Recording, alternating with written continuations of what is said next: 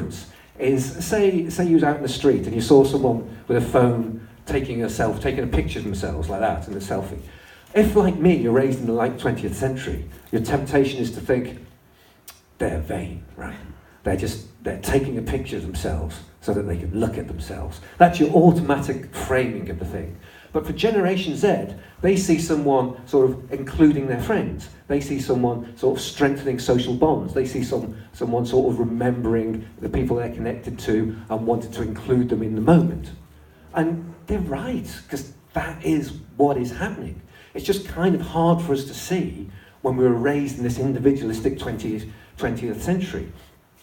And so this shift to Generation Z, I don't think a lot of people have twigged what a significant and strange and unprecedented thing has happened. There's so many articles about Generation Z when they just say, oh, they're snowflakes, right? They're just dismissed as snowflakes. Oh, it couldn't be more wrong. The things that they're doing together are just stuff that's, well, if you predicted it, no one would have believed you a few years ago. Particularly like what's just happened, I think it was last week with Burger King, right? Burger King have said we're not going to give away those single-use plastic toys anymore, right? And we'll put on some recycling things so you can bring them back, and we won't do that anymore. And they did that because children asked them to.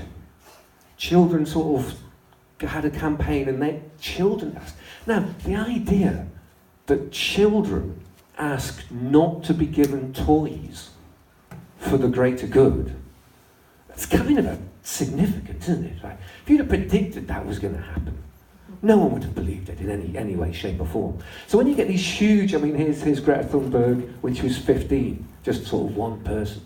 But she's thinking in terms of networks, she's thinking in terms of connections, she's thinking in terms of relationships, because that's how they see the world. And so from there, in about a year to last Thursday, when there was 4 million people in 183 countries, all echoing the message that, hey, we've got to do something about climate change.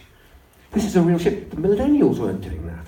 The millennials are raised as individuals and they're famously fairly apolitical, very unlikely to vote and things like that. No, it's very different with this generation. They can't wait to vote. They have this sort of extended circle of empathy.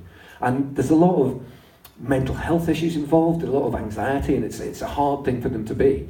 But the shift is really important. So I've been writing a lot about the 21st century and about these changes that we're sort of seeing in them. And then I went back to Blake. And to my surprise, Blake kept talking about these things as well. I'd just not really noticed them because I'd been seeing it from a more sort of 20th century counterculture sort of point of view. So, for instance, when in Marriage of Heaven and Hell, there'd be a line like, the bird a nest, the spider a web, man friendship. That's very, very, very similar to how they see the world, as in, that's where we live. We live in our relationships. We live in our groups in our friends. That's our natural home. That's where we should be.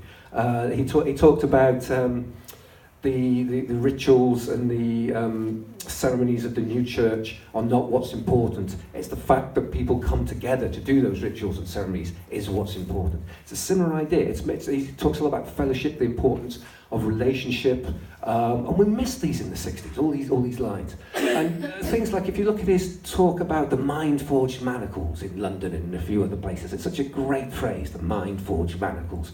And he's sort of talking about how the sort of invisible concepts of society sort of constrain us and constrict us, and we've got to throw them off and break free from them.